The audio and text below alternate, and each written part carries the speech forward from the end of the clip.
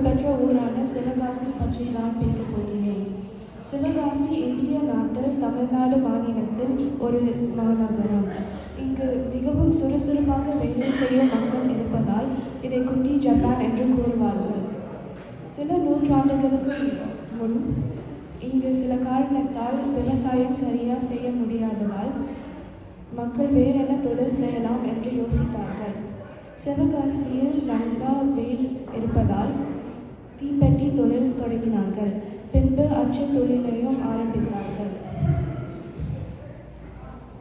இவ்விரண்டு தொழிலிலும் நல்ல லாபம் பார்த்ததால் பின்பு பட்டாசு தொழிலையும் ஆரம்பித்தார்கள். இந்தியாவில் 90% பட்டாசுகள் சிவகாசியில் இருந்துதான் வருகிறது. மூன்று தொழிலும் வளர வளர சுற்றி இருக்கும் ஊர்களில் இருந்தும் மக்கள் வேலை தேடி சிவகாசியிற்கு வந்தார்கள். சிவகாசியில் சிவன் கோவில், காளியம்மன் கோவில் மற்றும் மாரியம்மன் கோவில் இருக்கிறது. ஒவ்வொரு வருடமும் இங்கு நிறைய திருவிழாக்கள் நடைபெறும். சிவகாசியில் இருக்கும் அரசு பள்ளியில் படித்து நிறைய பேர் நல்ல வேலையில் இப்போது இருக்கிறார்கள். கடைசியாக கல்வி, தொழில் என